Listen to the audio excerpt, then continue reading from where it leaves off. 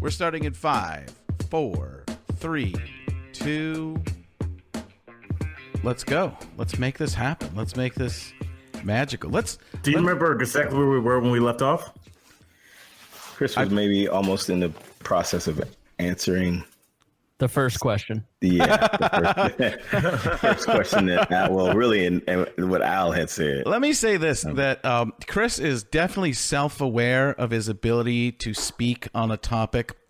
I don't want to say ad nauseum, but for a lengthy amount of time. Yeah. And we'd actually, Al and I went back and forth on this, and I talked to Chris about it too.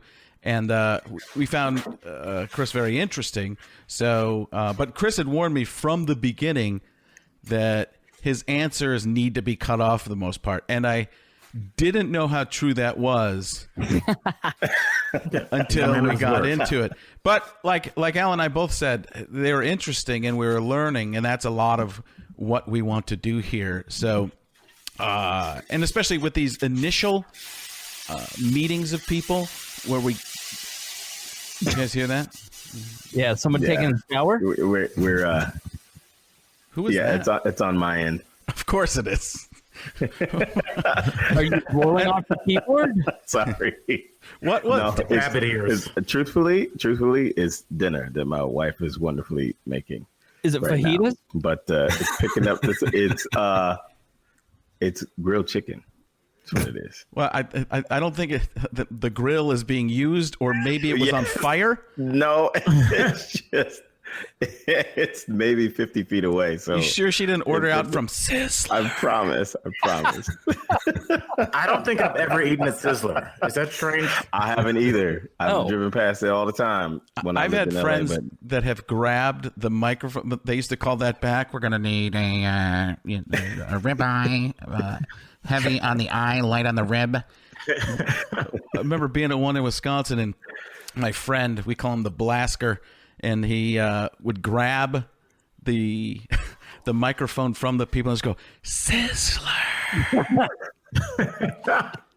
Now, see, it's going to have to become a tradition now, at least once. So we have on the show Al Jackson, who is part of the title with me, Frank Caliendo, Dave Houston, who I grew up with, Chris Spangle, and Brian Love. And last time we did not have Dave with us, so he's going to add a little bit to the mix. He's got some questions.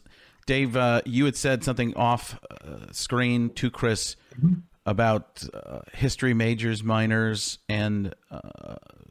Sure. Go ahead. Sure. Well, no, I have a background in political science and history. That's what I got my degree in. I went to the, some people call it the People's Republic of Madison. So no, I was sad that I couldn't make the last podcast that you had with Chris, and I'm glad that I could be here to sort of add to the conversation and ask a couple questions. Cool. So where do we want to begin? Anybody have a thought there? Chris, I'm sure you I'm trying to have less thoughts. That's no. It's all in 2019. New year, new me. Well, we could go back to the question that Al, the cliffhanger at the end of the last episode was, how do you reconcile? I think, Al, it was something along the lines of like you're for the free market, but at the same time you're kind of anti-media and how they approach certain things, and how does that jive? I don't remember the exact specific. That was it. It seemed like I felt like the media was getting kind of not a raw deal, but a different deal than everybody else. It seems like you were very open to people being able to buy buy products and sell products to whom they want to, which I also have a little issue with that. But also that you were then saying that the media is sensationalizing things using clickbait, which clickbait is how they make money from advertising, because people don't use newspapers anymore. So it seems like the news media was being held to a different standard in terms of a business that is trying to generate a profit. Yeah, and it probably is a double standard, but I also have worked in the media my entire career. And you guys know that when you're behind a microphone, you do carry some extra level of responsibility. And I think a lot of times the media doesn't necessarily use that responsibly. So there's a couple different pieces there. The first is responsibility. Controlling a large audience online in a couple different places. So I got a photo today. You may have seen the Catholic high school kids. There was a photo that one of my contributors sent to me this morning that he had personally found that was these kids, the spirit group, dressed up basically in not just blackface, but black body. And I was just like, this is not going to help the conversation. Maybe it's relevant, maybe it's not. But at the end of the day, we would have been the very first people to publish this. And I just felt that was not something that would be necessary, to publish on We Are Libertarians. It would get a lot of traction. Maybe I'd get a lot of attention out of it. But at the end of the day, would that really help contribute to the conversation that's happening? That's a very real instance where I feel a responsibility to say, this may be relevant for this time period, but is it important? It may be to some people. You don't think that photo would add context to the conversation that we're having? Not really. About And I'll tell you what, I think that you don't know if those are the same individuals that you saw at the Capitol, right, or at the Lincoln Memorial. If the same kids that were in that crowd were the ones dressed up in blackface, then yeah, that's relevant. But I don't personally have the resources to investigate that. Now, the Daily Mail put that out. I don't know that the Daily Mail necessarily investigated that. They just said, here's the high school doing something outrageous, and didn't really do further investigation. It was, I got caught up this weekend in the outrage of it. It was such a, the first impression of it was such a violation of appropriate norms that I was absolutely disgusted by it. And then, the next day you're sitting here going, man, I was completely inappropriate. Like, even if the original context was exactly what it was, is the appropriate punishment for these kids' photos to live on Google forever, to have Hollywood celebrities doxing them and encouraging essentially harassment and bullying. It's like, where's the line? Like, I got too caught up in it, and I was irresponsible with my voice. And so I think that the media sometimes lets down their responsibility. As for the business model, that's probably a longer conversation. But so, Chris, do you think that, I'm sorry for stepping on your last sentence, but do you think that so are you in effect kind of saying that the Daily Mail wasn't fully responsible in how they portrayed pictures that possibly weren't related, but tried to make them seem related in order to gain viewership or subscriptions? I think the Daily Mail did what the Daily Mail does, which is take a piece of outrageous information, put it online, get a bunch of clicks for their advertisers. It's the same thing that we bash the Russians for. Well, the Russians came in here and posted these clickbait mills to try and get people to click on it and get outraged so they can get advertising money based on Google ads or whatever. It's like Americans. You know who you're dealing with is what you're saying. Right. And so how do you prevent that? You don't. Let me ask you this. Is there a responsibility? Because I have times where I get flustered by watching, and I'm using a broad term, a blanket term, the media in general. And I think some people do a very good job and some people don't, of getting that research. And it seems like there's so much timeliness and ratings, and I understand that.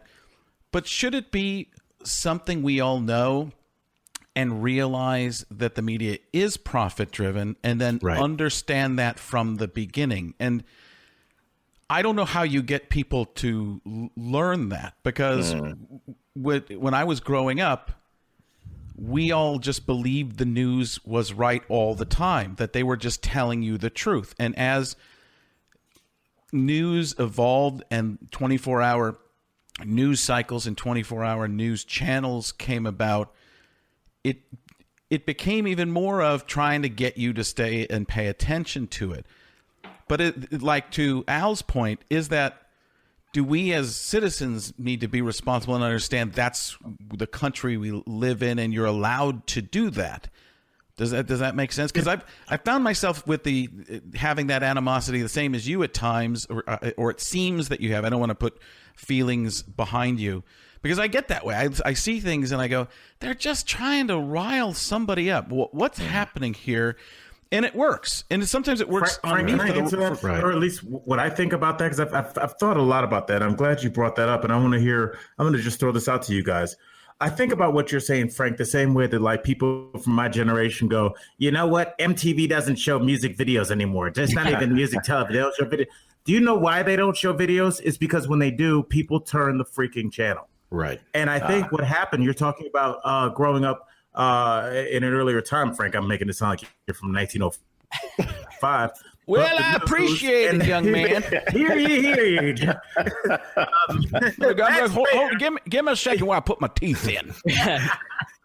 But I think that the news was like that. And people came home and they got a very plain white bread, vanilla toast description of the news. And that was the news as you knew it. We then saw cable news come in. They had a lot of time to fill. So then you started getting people that needed to editorialize because there wasn't enough content. And what these places found out was that a person foaming at the mouth, yelling about the Democrats or Republicans or somebody, even that guy that was yelling about the tax stuff, not taxes, but the stocks. The guy that's like got his jacket off and he's screaming, Rick sell, and it's because. Yeah, yes, that's what people pay attention to. So, like, I feel like we talk about the media like it's some giant in the hillside coming to visit the townspeople. The media is us, and it reacts to what we tell it to do. And it if always we wanted has. plain Jane media, if we wanted plain Jane media, the ratings will reflect that, and Fox and CNN and everybody will come right back to the center and do whatever we look at. They will put on. Period. Right. What were you starting to say, Dave? I was just going to say that business model has been around forever, right? It always has been about division. There's more money to be made in division. And if you go back to William Randolph Hearst, or you go back to yellow journalism, or, the papers have always been like that. The news and the media have always been like that. That's the model they follow. It's what we're seeing now is really nothing new. It's just, I think, expanded by technology. It's expanded by technology, and it's maybe perhaps emphasized because we have the ability now to act as that bullhorn. Right, so it gets magnified, but the basic model has always been the same about dividing people and sensationalizing and getting more eyes to charge more money for advertising. It's the reason there are headlines, right? Right. I mean, there's the headlines. Snazzy headlines are what draws you in, even though you read halfway through and you're like, this isn't exactly what the headline said.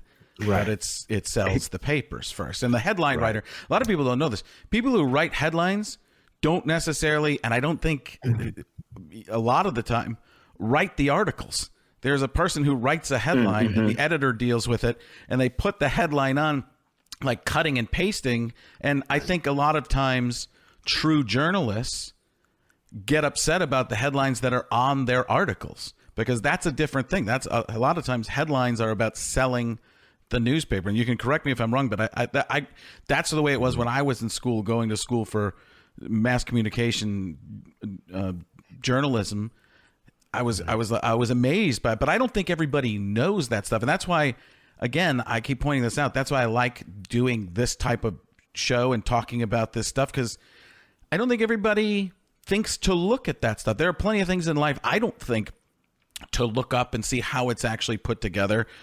And we have little insights of our own, and learning from each other and learning about this stuff, we just get somewhere in that. So I've been play devil's. Oh, go ahead. Well, I just want to piggyback on what Frank said. So I've been talking to some local journalists and in talking to a local news editor here in town for a local TV station. And that's Indianapolis, yeah. The NBC affiliate here, and then also the one of the Star's columnists. They both said, we don't do news for television. We don't do news for the print newspaper anymore. We do news for online. That is where our business model is taking us. And the Star here in town is owned by Gannett, and they have a company that is going to take a look at taking the company over and buying it out, and it's a hedge fund. And the hedge fund is has built a ton of click mills. Now, this is Gannett newspaper. Most of your hometown newspapers have Gannett. And so this, the idea that a hedge fund that only cares about profit and squeezing out every little bit of revenue that they can from your hometown newspaper, the Indianapolis Star is the one that broke the Larry Nassar case open with the gymnastics scandal. Hometown journalism really does make a difference. And so you're talking about a company that is digital first, cut every single thing that you can, flip it to make more money. They're really a pirate organization. And I think what'll happen with a lot of these local media entities is that the people of Indianapolis, the city fathers, the big money here in town will take a look at this and go, it's untenable to completely gut where would you cut your hometown newspaper anymore? And they'll buy these news outlets and say, let's start looking at it from an NPR or a ProPublica model where we know you're going to lose money, just do good journalism. I hope we get to that point. But in the meantime, we're just dealing with people who are writing headlines to get clicks to make their corporate entities happy so they can show an increase on the balance sheet. It's really kind of a perverse business model. And so you as a consumer can't do anything about it. You just have to be aware that media outlets think this way. And so you have to find a balanced media diet. You actually, Chris, are speaking to the devil's advocate question that I was just about to ask in response to both Frank and to Dave regarding the business models. Although they're there to make money, that's their MO. Do you think that there are conglomerates or powers that be whose motive is strictly to push their agenda as opposed to do what the public is asking for? And you basically answered one side of that question by talking about a hedge fund running a media outlet.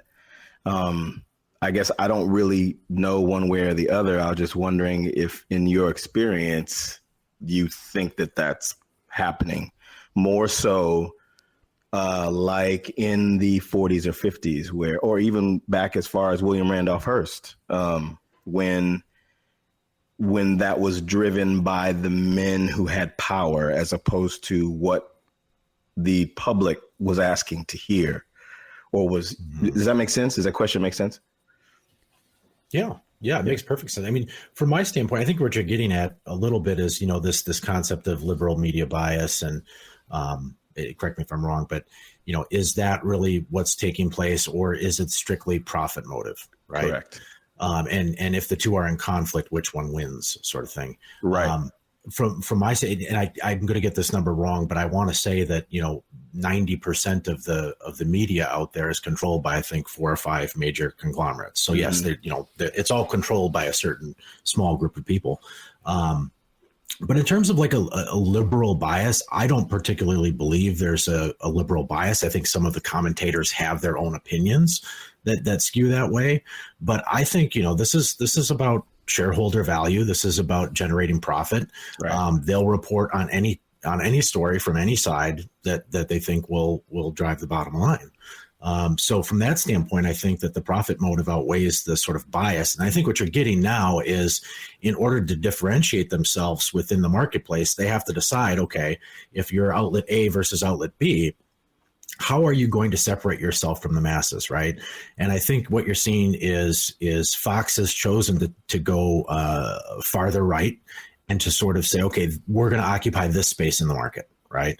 And we're gonna nail down this space. And CNN has always been sort of in the middle, but now they're starting to tilt a little bit more left. MSNBC way over on the left. So everybody's sort of staked out their claim to a certain segment, right?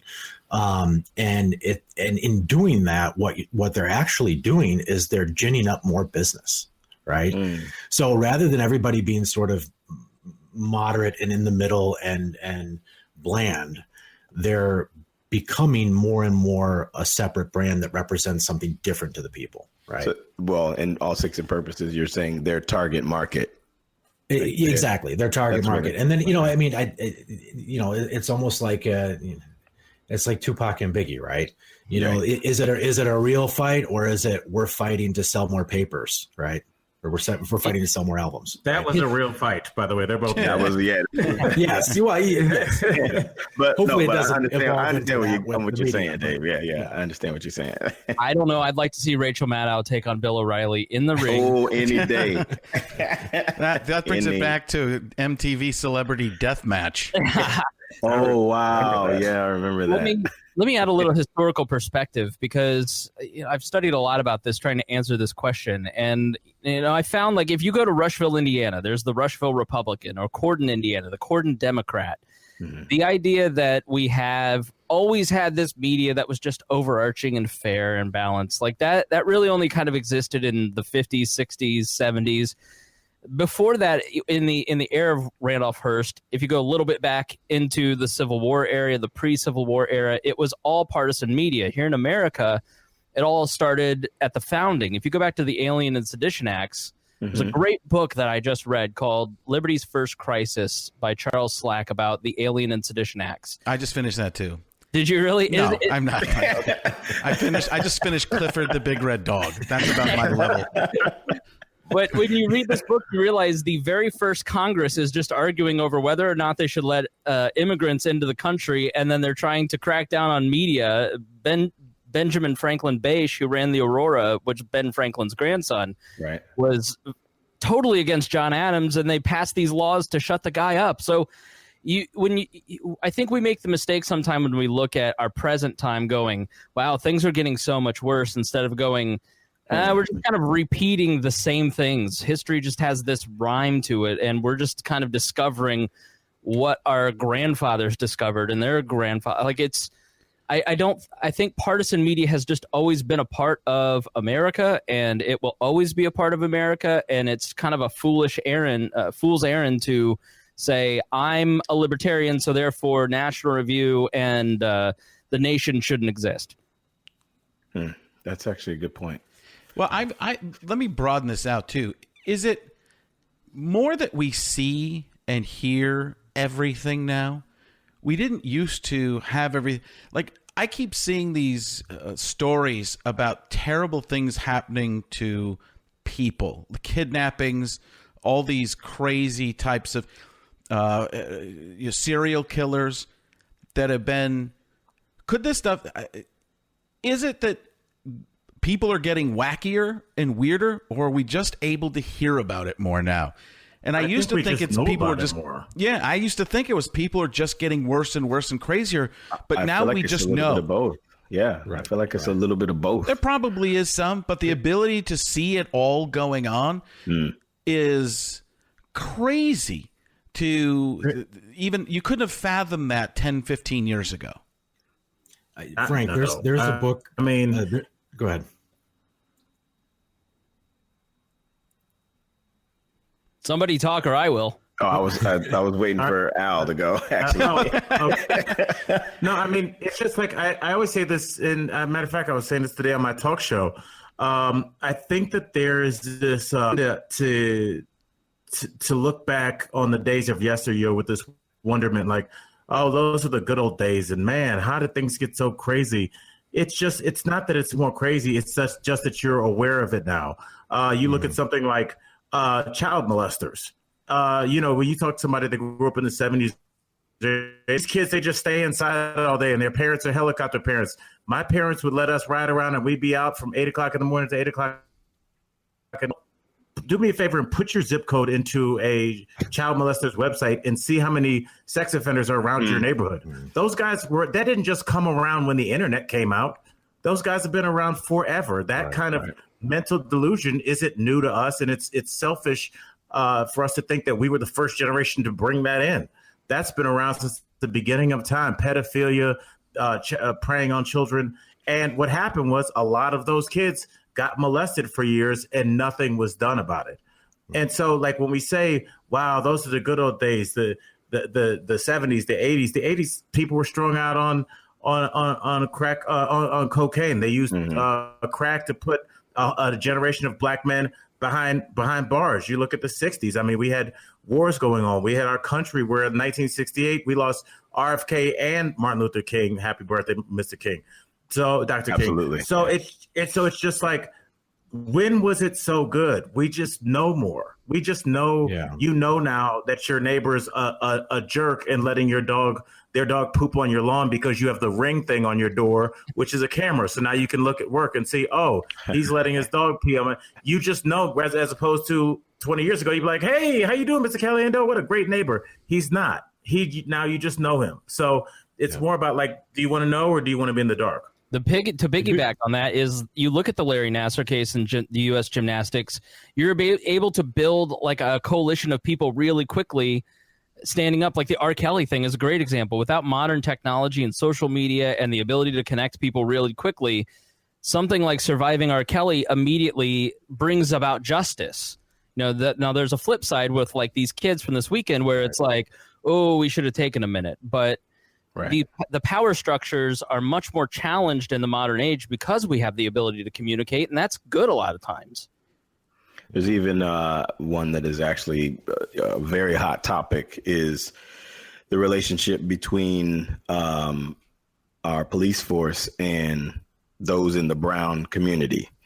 Without that can be a complete podcast for another day, but the idea that there is such accessibility just through your cell phone does one of two things. It enlightens the community on what has been going on for hundreds of years. No, not hundreds, but tens of years with the police force and those in the brown community. But it also makes the police force's job tougher because they're not only held to an accountability and standard of what the oath that they take, but now they also have to be accountable to the standard of being judged through the media, or actually, being judged through the media without ever having to go through any type of due process. So, and I think that's the difficult thing is a slice, and I don't want to take anything away because I agree with you wholeheartedly.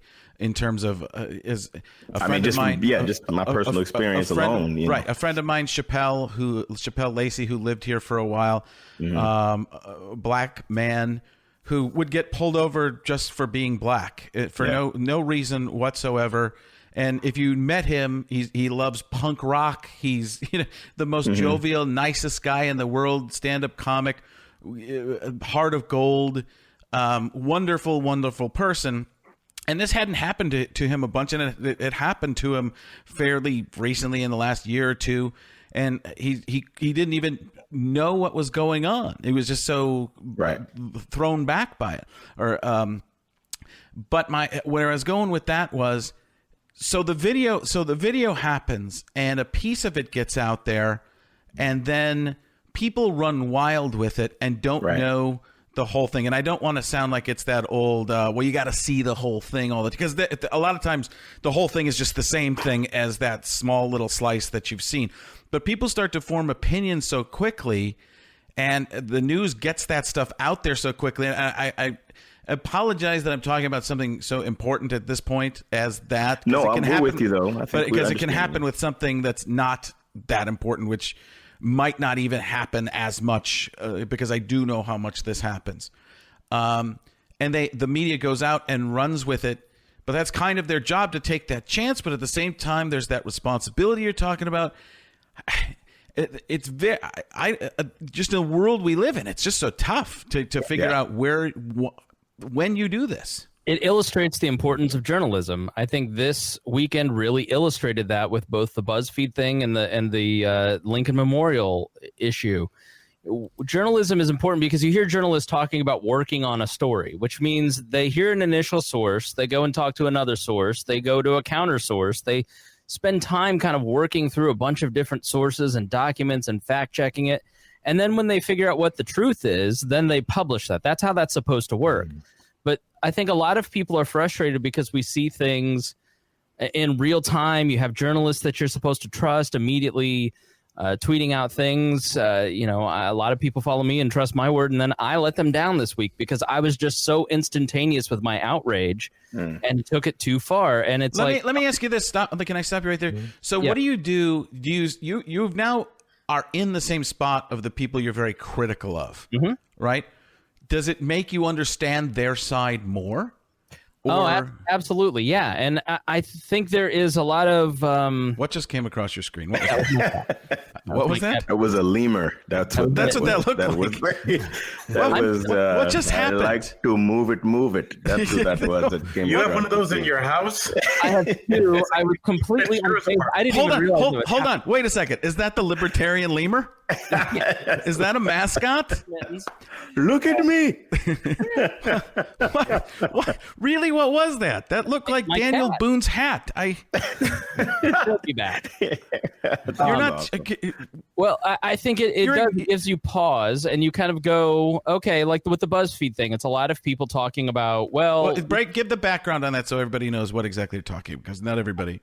So BuzzFeed basically said, we think that Donald Trump instructed Michael Cohen to lie. And what did I say about that? It's completely false. Rumor. Fake news. Fake news. It's O'Doul's fake booze. And they have a lot of egg on their face because it wasn't very well sourced. But at the same time, it's like, we got to get this out before anybody else does. Right. And so you have to look at everything through the lens of incentives. And so, your incentive in a lot of ways, like on Saturday, it was going to make me feel good by being on the right side and really getting this little smug with his little smirk. And it just like the incentive there for me was it feels good. And I was giving commentary and see, this is what Trump has done to our society. And I was thinking about myself first and foremost. Journalists, the incentive a lot of times is, well, to do your job, you have to do it this way or else you're going to get fired and replaced. And these corporations set up bad incentives. So you have to look at we're doing this on a day. Very few people are just altruistic. Nonviolence is a rare characteristic. We're celebrating a day for Martin Luther King because he was altruistic. He was nonviolent. We're holding up those values as a society saying we need to be more like that because so few people actually are, because the incentive is give in to the anger, give in to the hate, give in to just staying silent when something is wrong. It's a lot of different incentives. Like if you look at Martin Luther King's life, he didn't have a great life. He chose to stand up and say this is wrong. New technologies helped. And I'll finish here within the next 2 minutes. So you had new technology where you had white America in the North going, listen, I may not be for Martin Luther King, but I'm watching on television these Southern cops sicking dogs on people, and I'm definitely not for that. And I think that technology has benefited us by showing us the good and bad in society. And with the situation like with cops, it's like, okay, I'm for the police, but I'm not for that. And that's the conversation that I think we're kind of having, but also in a weird, perverted way on social media. It's not working. Mm-hmm. Right. I mean, well, again, it's like with the discussion with police. And I mean, again, this is a conversation for a number of podcasts that could just be its own entity. But I mean, as it pertains to kind of the point I've been making with the media and everything else, again, we cannot look at the police like they are just this sentient being. They just act on their own accord with their own laws. The police do what their community wants them to do, whether it's unspoken or not. The sheriff that you hire, if he runs on we take a no nonsense approach to I'm the law and order guy. That's code for I'm going to bust some heads about people that don't look like and don't live in your neighborhood. There's a reason that certain neighborhoods, as a black or brown person or as a multiracial couple in certain areas, that the police couldn't be more bored with. You could even sit out and be unbothered. But there are places where if Brian and I in a regular sedan, a Hyundai, go driving up in some neighborhoods, we're going to be magically pulled over. And it's not a theory at this point. It's not like, well, we'll have a debate about this point. It's that it will happen because it's always happened. And the reason that it happens is because the police know that that's what the people in that neighborhood want. They're like, that person does not look like somebody that lives in this neighborhood. Pull them over. You're not seeing. It's because we were in the Hyundai. That's what. Right. That's right. Yeah. Black men in a Korean car. Come on. Yeah. So it does have a lot to do with that, though. You don't see a lot of 16-year-old white volleyball players pull over. It's not a thing. But there's a reason that you kind of see the same thing. So when we talk about the police, we have to be intellectually honest when we say that they are representing the needs of their consumers, and their consumers, the people that do pay their bills, are the taxpayers of whatever county that they're in. Well said. Yeah, I think you're definitely right. I used to live in Wauwatosa on 62nd Street, and 60th was the Stop bragging. between. but listen, wait till you hear that. So, but 60th was the dividing line between Milwaukee and Wauwatosa, right? And literally, you cross the street, property values go down $50,000, and you have a situation where there's a term for it that everybody would use. It was DWB. Any driving while black, right? Any African American, especially African American male youth driving across 60th into 61st, 62nd, what have you, would invariably be stopped. And you're absolutely right. I mean, it is as long as everybody was kept to the left of 60th, it was fine. Once they crossed 60th, well, then now we have to pull them over. And what's interesting to me in reference to Al talking about the media and how it pertains to the media is now it was something that the community noticed, but now it's something that half of Facebook or Instagram will notice because someone else in the community will show it happening on their phone.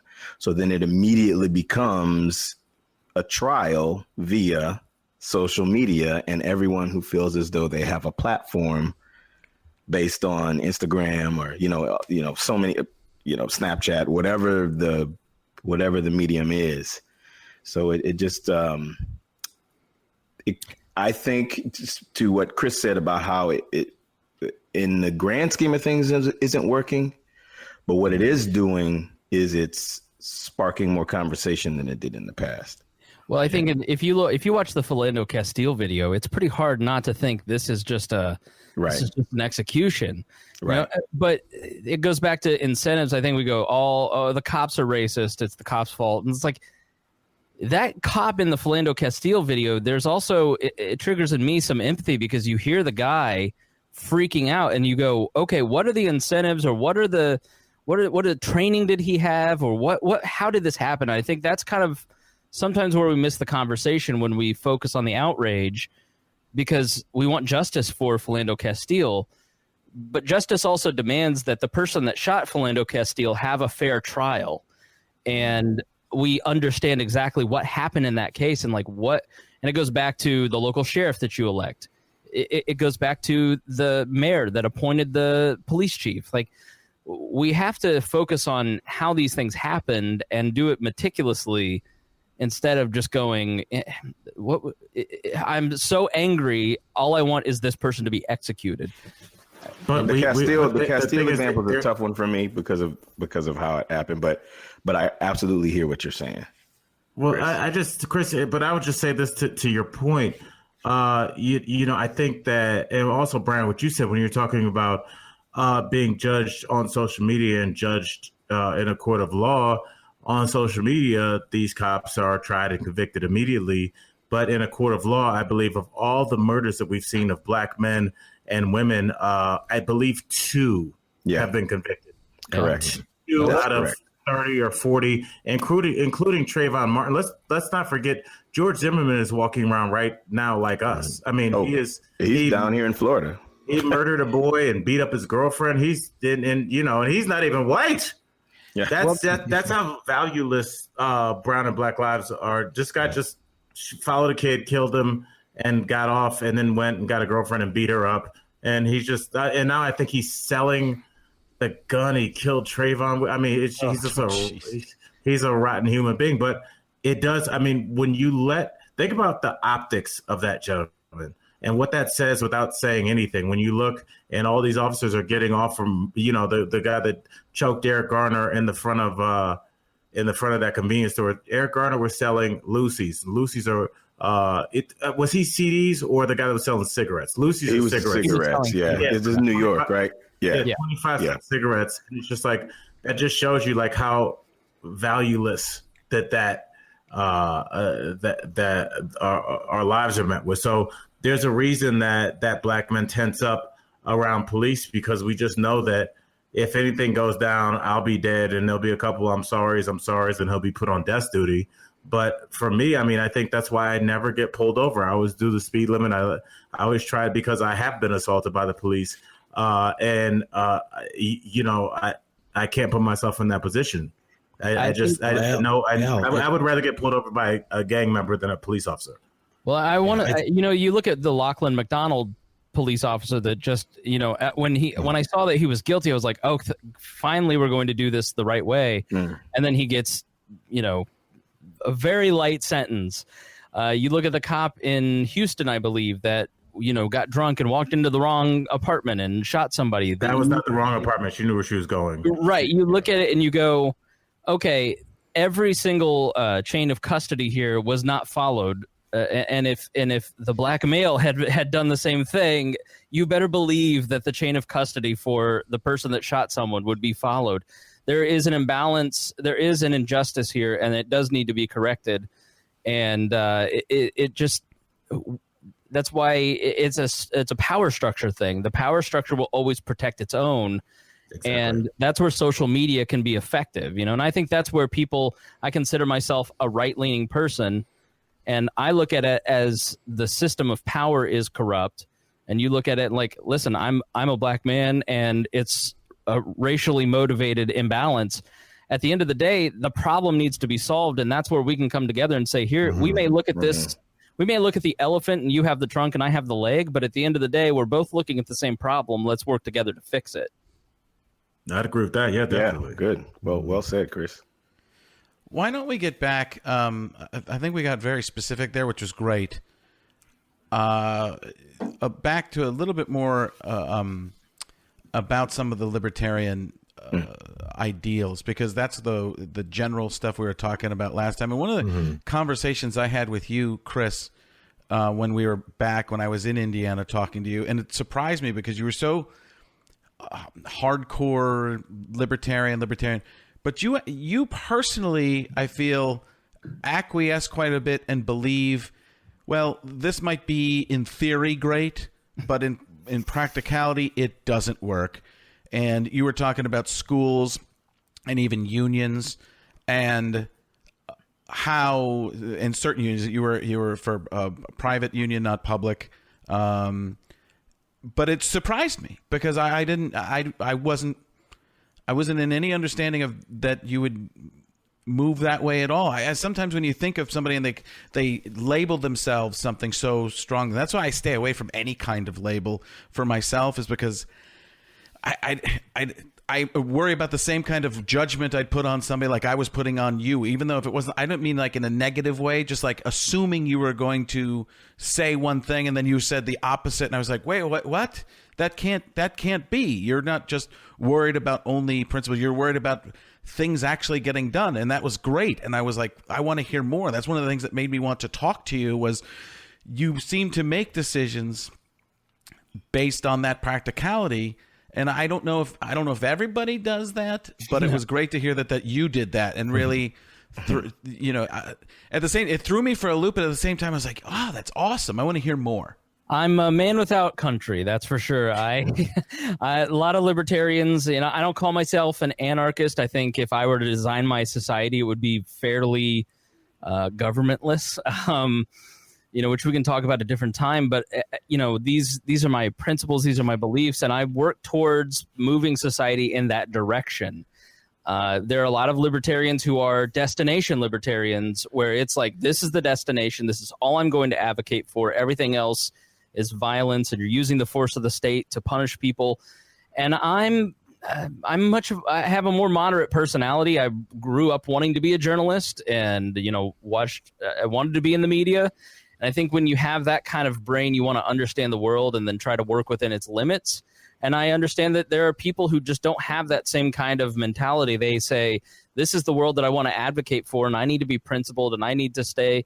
It's not that I'm not principled, but I also realize that I can't convince the four of you to change every belief system that you have or every mindset that you have. Like, you guys are in your 30s, 40s, 60s. You have, you have ingrained beliefs for your entire life. And my job as a communicator is to meet you where you're at and try to convince you that my way of thinking is the right way, but I have to be really patient with that. And I also think that there has to be some compromises on some things. I think on things like cultural issues, I don't believe in using the government to force anybody to do anything that I believe.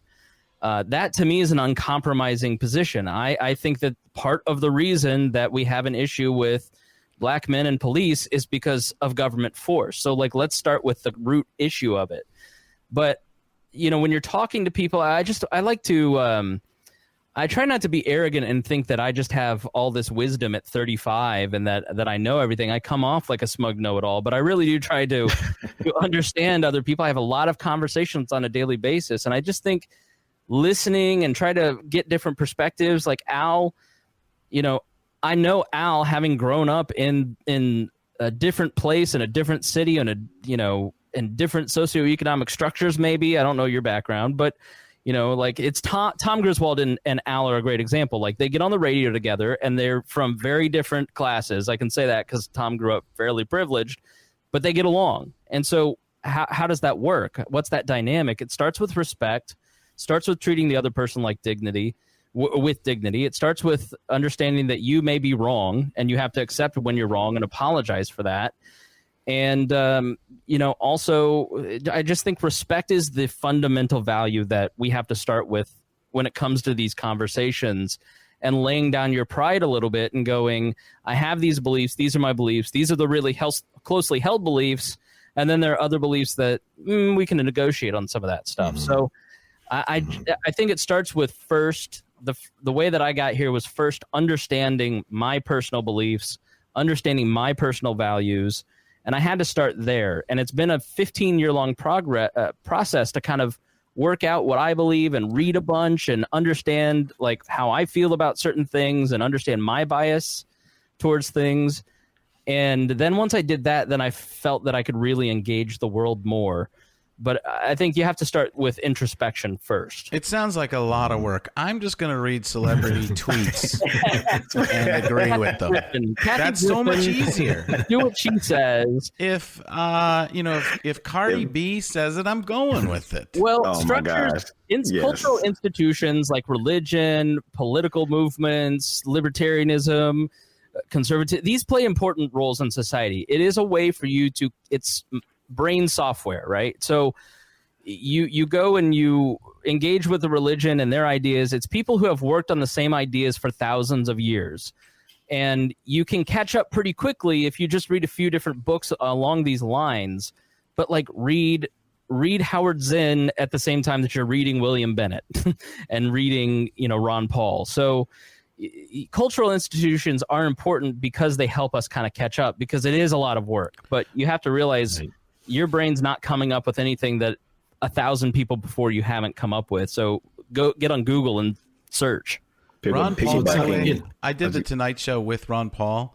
And it was it was Tonight Show or it was a talk show, and he was maybe the most non-political politician I've ever met, where he's just saying people are bad people and like on both quote unquote both sides that he wasn't on. I was like, you're what? Who talk more? And then they wanted me to say that I supported him on the Tonight Show, because I was like, that sounds great. They're like, we just got, and I don't know if this is true, but they said we just got Joe Rogan to say. I'm like, well, Joe Rogan, and this sounds almost funny for me to say, but it's Joe Rogan's way more educated on this than me. I'm not going to just jump out on national TV and say I'm for somebody, but what you're saying is very interesting. And I did start to learn a little bit more about him. He had, people would always say these things, that he had all these bills he had that put into, into Congress, and nothing had ever been passed. And then, but my understanding was after that, and from talking to some people, even trying to read a little bit, but that he didn't put a lot of pork in there. He wasn't trying to finesse anybody. And that's how a bill gets passed, right? You work a bunch of people over. Mm-hmm. He was just trying to get specific things done, and that's not what happens. But Frank, did you like him because of the ideology or because of the fact that he was an outsider? I think there was some of both. I think there was a little bit of everything. That some of the ideology, yes, but I just like that he was telling it like it is and being very honest, and stuff that I talked to other people that were running, and they were careful about every single word to the point where, like, I don't believe you. I don't believe a word you're saying. And maybe he tricked me. Maybe he tricked me by talking like that and got me on his side that way, in terms of just liking him as an individual. No. But I remember hearing Jon Stewart say, but Jon Stewart even said, how come Ron Paul gets no press? And that was years ago, but there is truth to that. Oh my gosh, Daddy Paul would never steer you wrong. Daddy Paul always told the truth. and within the libertarian movement, there is a lot of love and respect for Ron Paul because he always told the truth. Whereas Rand is much more suspect because he is a much better politician, and he is a little bit like when he ran for president. You're like, is he with us? Is he against us? Like, where does he stand on things? I'm not going to vote for this nominee, and then he votes for him, and so yeah. But Ron Paul, I think. People are so hungry for any bit of authenticity that Ron Paul, Bernie Sanders, Donald Trump, these people stand out because they don't seem like they're lying to you. Right. That is, oh my gosh, you guys, you and Chris and Frank are hitting on something that's so interesting to me. Stay with me while I make this point. As we are the only mammal, humans are the only mammal that suffer psychosis other than ones that are caused by environmental or behavioral stress or trauma. What I mean by that is everything that we do, we're driven by order, categories. Everything has a place, even as simple as boys and girls, left and right, front and back. Like we know where we stand in society and where our beliefs fall and have relevance and validity based on our order. So we hear that someone is an independent or a Republican or a Democrat or a Libertarian or an agnostic or a Christian or a Muslim. We immediately start to form what we think we know to be the platform of that person's belief system, which we probably have zero clue when first meeting someone what their life experience is, where they're from, what their travels have been, what their family is made up of, the trauma that they've dealt with. So it's enlightening. It is refreshing to hear that when you sat on the couch, Frank, you were kind of like, wait, I don't really like this guy. Like, you didn't allow yourself to immediately go with what you may or the little you knew about libertarianism to affect you being receptive to what it was he had to say. And I think because of the categories that we use as society, when, hate him or love him, when Donald Trump came along, everyone said, this is refreshing. He doesn't fall into any of those categories that we have created. And so I'm going to vote for him, or I'm going to back him, or I really like what he had to say. Bernie Sanders has done that his entire career. Ronald Reagan did that as the actor. Arnold Schwarzenegger did that as an actor. So I think that's refreshing. One thing I'd throw in, I think we do all, absolutely, there's categories, but I think people don't always know what categories they fall in. I've seen it so much. Agreed. Because I remember my father-in-law telling me he'd voted Democrat his entire life. That's all he goes, I'm a Democrat, Frank. I'm a Democrat, Frank. I go, okay, that's fine, whatever. And then he took a quiz, an online quiz, and it told him that he was, after doing it was a CNN type of quiz. At the end, it said moderate Republican. Wait, what? And he was like, how can this be? I said, because you don't know what things stand for. And he could have been a blue dog Democrat. It might have been, those kind of go pretty close to each other. Again, you're trying to categorize something that doesn't necessarily need to be categorized. Right. But I just think it's for people not to say, well, I'm a Republican or I'm a Democrat. Think about what people are saying and doing. And if you agree with that, yes, but don't just join a team. I think the team is is the toughest thing. I don't know if I talked about this last episode or what. If I have, just stop me. Our elections, the presidential elections, are now they're at least 2 years long, right? It's 2 years of waiting, and you join a team. You basically get so engulfed. Part of your life is so much about, I hope this person gets elected, that you begin to tie so much emotion to it that if they lose or they win, you're like, yeah or no.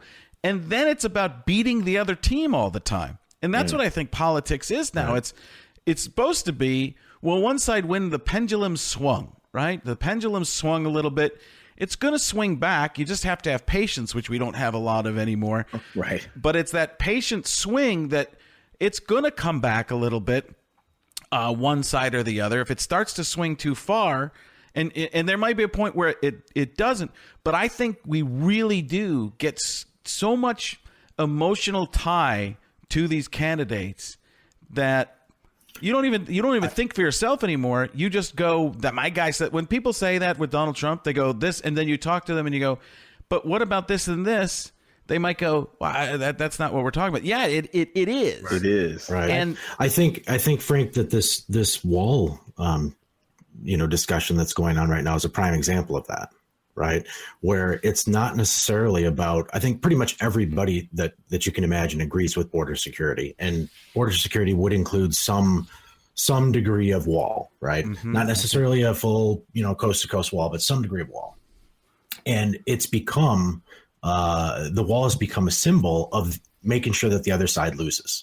That's all that this is right now. Yeah, I believe we can't even have a rational conversation about what would border security include. But basically, at this point in time, it's nothing more than making sure the other side loses.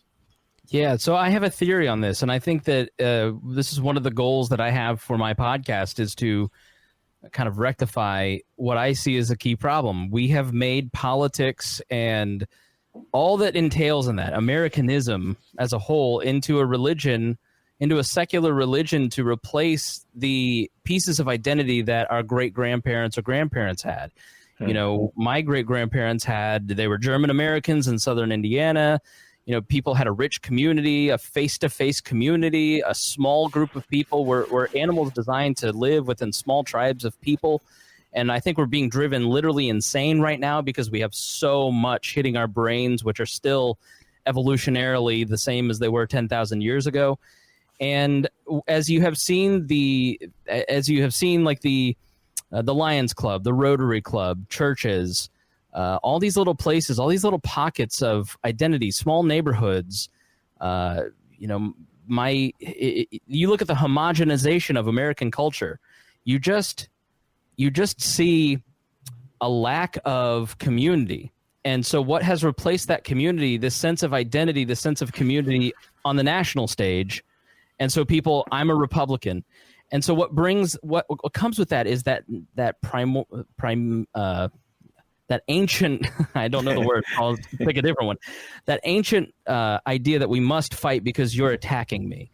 And I think if we can break out of that, start building up our local communities, engaging with each other on a communal level, engaging in our identity that isn't tied to this, stop being so insecure about our beliefs because we're replacing that insecurity with actual knowledge, then we start to see a much better society. Because, if your whole identity is I'm MAGA, MAGA, MAGA, or I am Barack Obama Democrat, or I'm a Bernie Sanders, and you weep if your candidate loses, like, you're a person that I think is emotionally unhealthy, and you need to find something beyond. Now, I know my whole identity is the libertarian guy for the most part, but I'm an uncle, and I have this group of friends and that group of friends. And so I can have these conversations. I don't need Al or Dave or Brian or Frank to agree with me, because I'm going to hang up and I'm going to go, I'm going to think about that more, or I hope they think about that more because I've done more research on it, So it is that lack of community and replacing it with this bigger identity that's really, I think, the root cause. Well, even when I was talking about there too, with my little theory deal, the other night when the Rams and the Saints played, there was a play near the end of the game that was pretty much blatant pass interference by the Rams. And all Saints fans felt completely ripped off and angry. They're emotionally invested in their team, right? And they see that play, and that's the only thing, and myself included, I because I know some people on that team, and I'm like, they're just completely ripped off. And that's awful. This game has been stolen from them. Now, Rams fans are going, yeah, but earlier in the game, there was a face mask that wasn't called by the Saints, and we would have scored.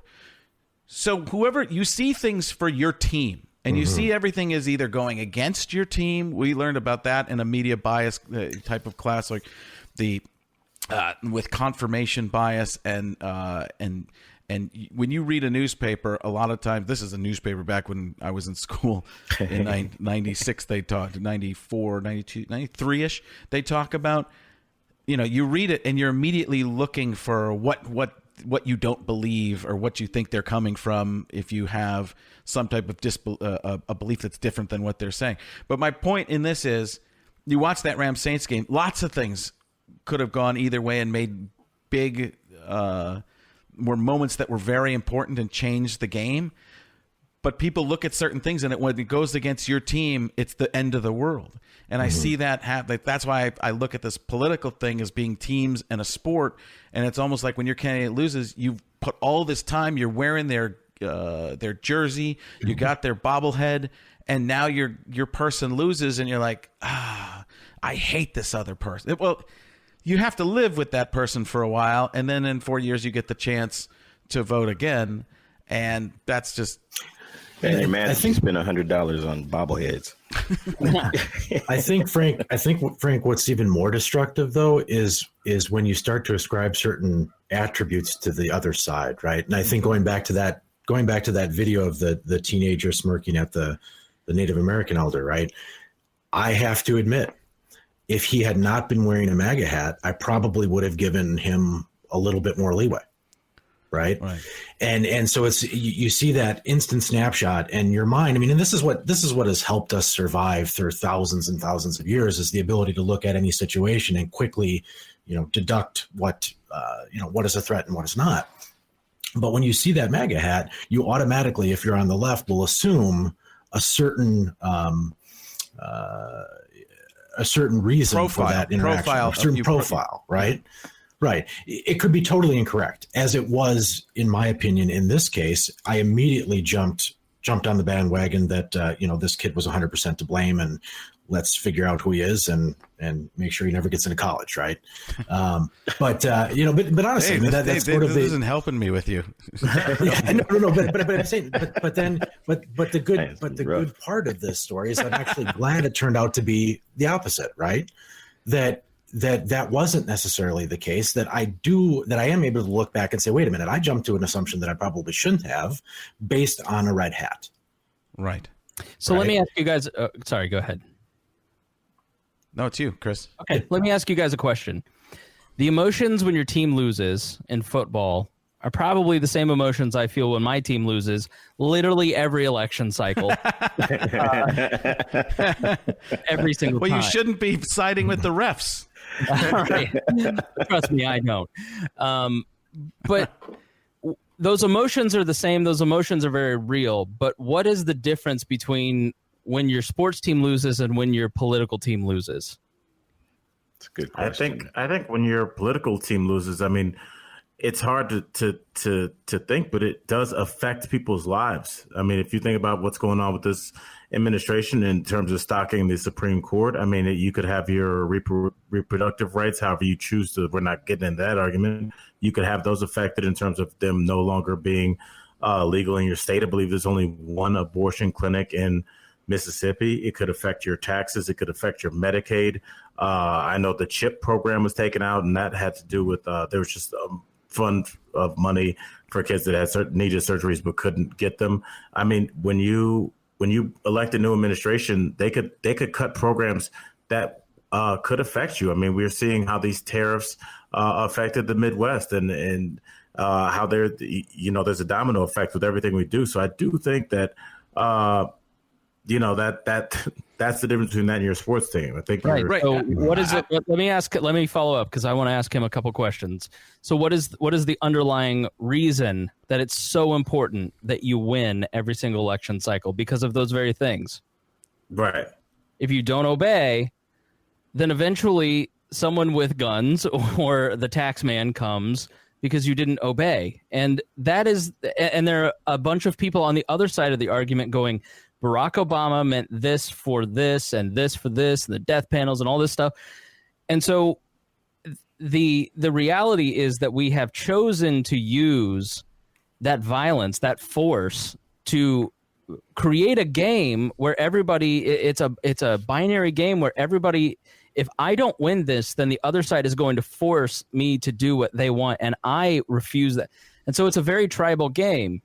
And so instead of focusing on nonviolent solutions that don't involve forcing people to live the way that they don't want to live, we should be having conversations about how do we work together to build a world where you get what you want and you live the way that you want. Because I'm a pro-life person, but I'm under no illusion that no matter how illegal you prohibit abortion, it will always exist and it will still continue. And as a pro-life person, I'm just going to have to accept the fact that abortion will exist in any society that I live in. And so I would rather use persuasion instead of force to get other people to live in a way that I think is beneficial. And if they don't, that's their choice. And so I think that's why we're all so wigged out. And so the libertarian viewpoint is that the force is the problem, and it is the thing that divides us. And so instead of focusing on should you buy these razors or not, it's should you be forced to buy these razors or not, in a very simple example.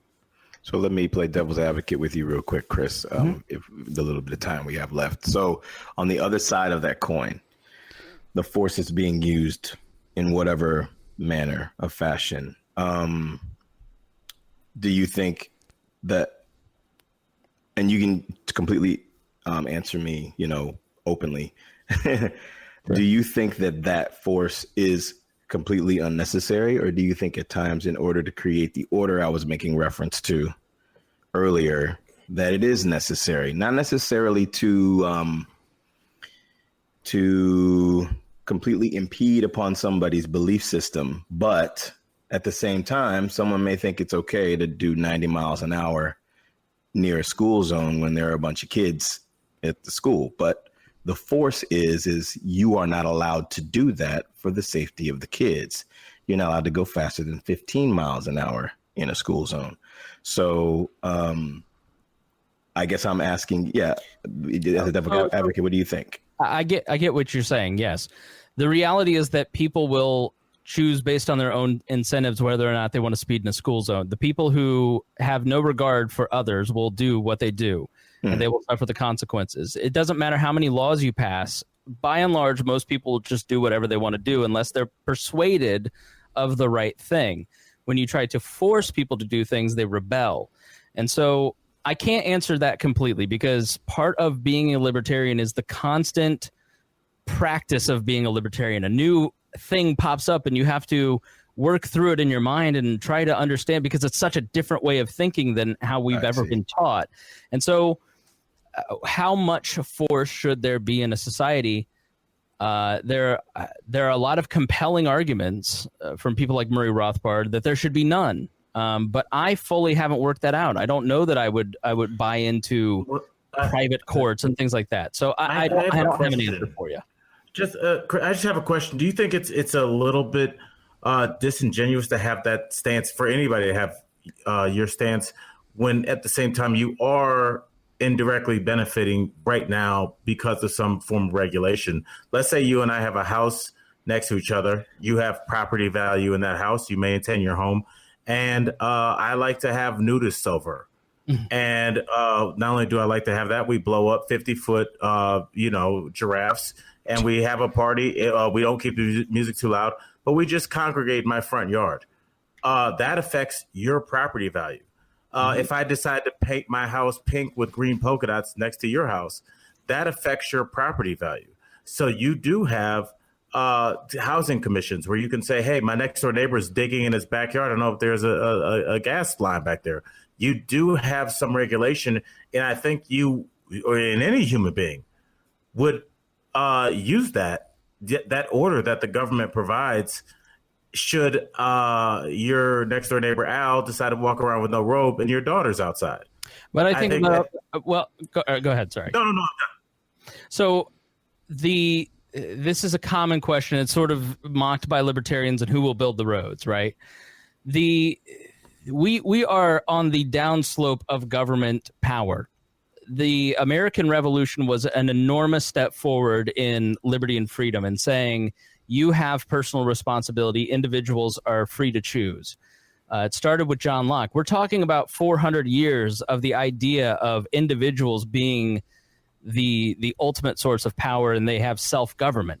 That's a brand new idea in human history. Before that, you had kings and you had tribal leaders and you had, the idea that you have that order, right? Instead of you are in charge of yourself.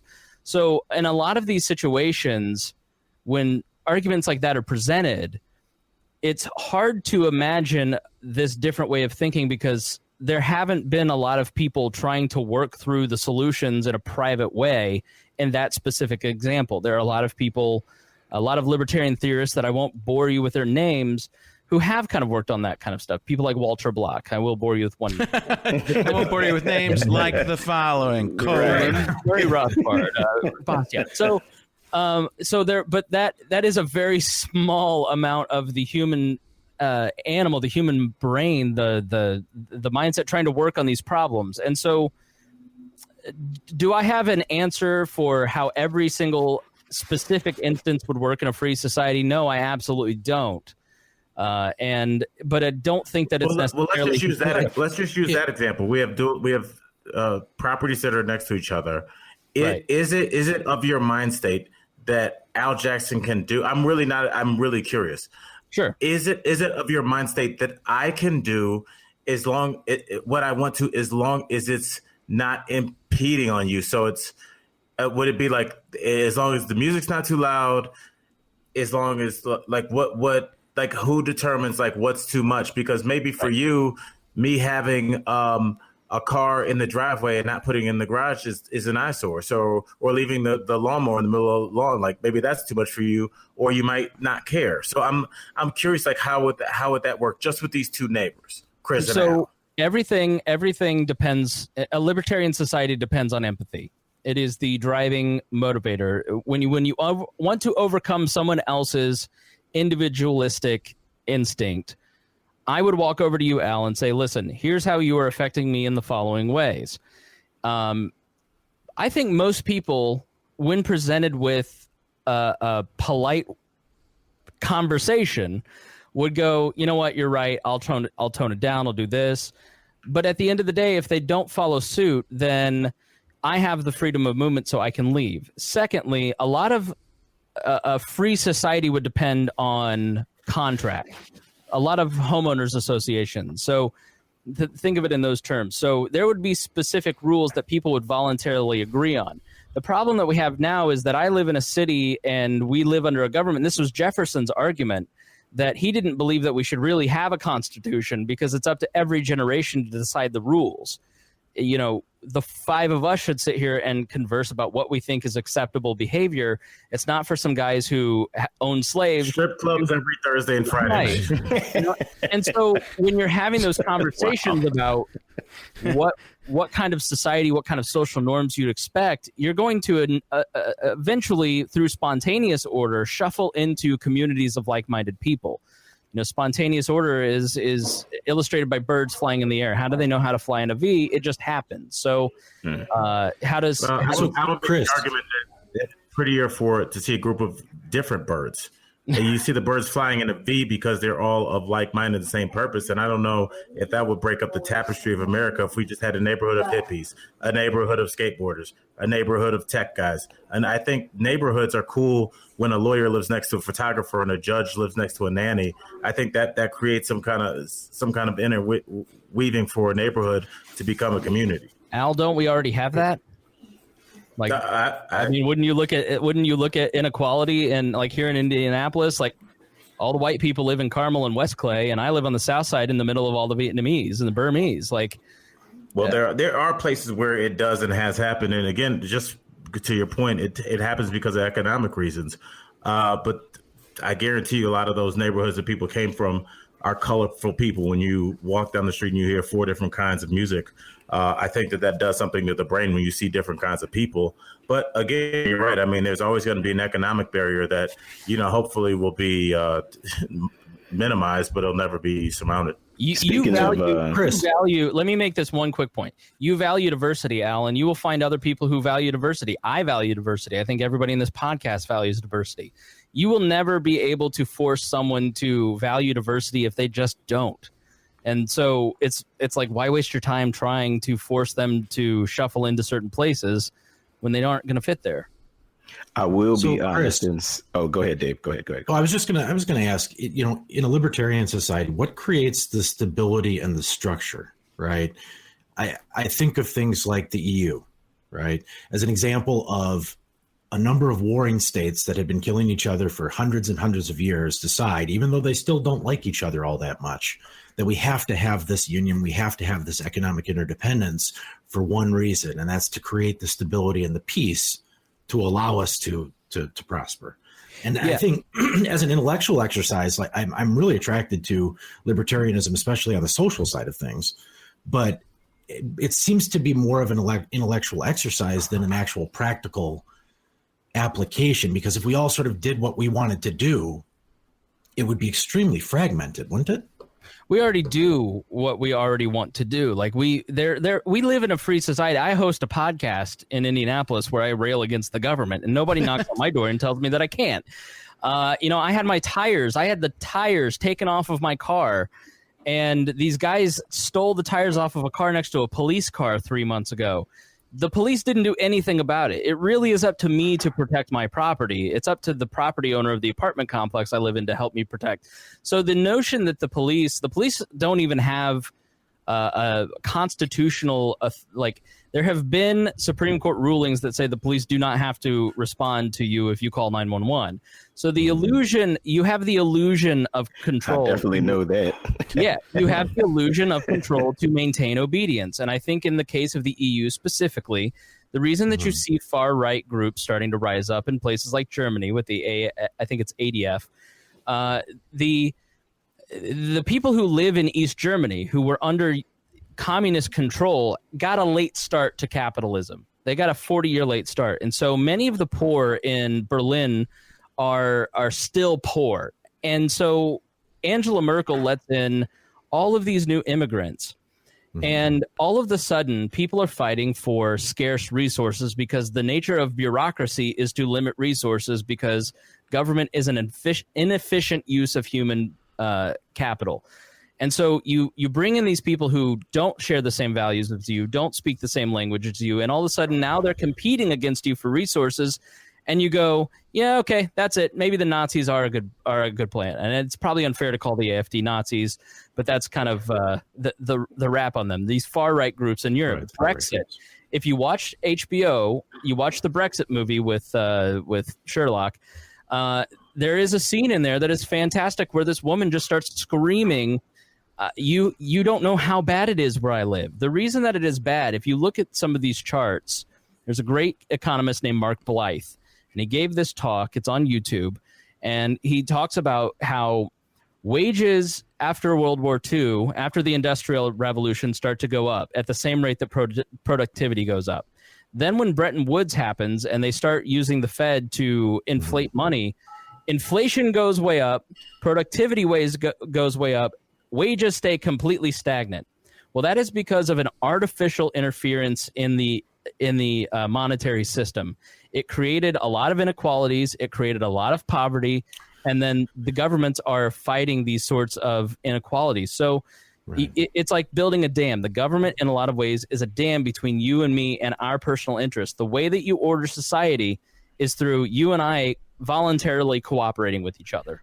Right. But at the same time, I would say the past 60 years, Europe has known something that it hasn't known for 500 years previous, and that's peace. Wouldn't you say there's more democracy in Europe than ever before? The more freedom? True. That's true. That is true. Kings based on their vanity and pride, used to send bodies. I mean, listen to Hardcore History's World War I and the atrocities of World War I, because kings and politicians were too embarrassed to say we're losing this war. And they drafted people to go die and to get thrown into this meat grinder for their own pride, the individual person who had the authority to force people to go into war. So we haven't given it a shot. We are at an intellectual. You're right. I am talking about intellectual things, but the more you intellectualize it and start to realize that you have control over your life and no other man should, the more people that I can reach, the more people will become libertarian and it will become less theoretical. Yeah. Well, all right, who wants to sign up? Guys, Well, I will tell you this much: there's a man of senior age down here in South Florida who was recently on the news in the last couple of months for, shall we say, gardening and cutting his lawn in the buff. Yes. And this is a real news story. Yes, it actually was happening. And when he was reported to the authorities, they said, in all actuality, in this county of Florida, we cannot arrest the man for being on his own property as long as he does not cross a property line or walk out onto the sidewalk or the street.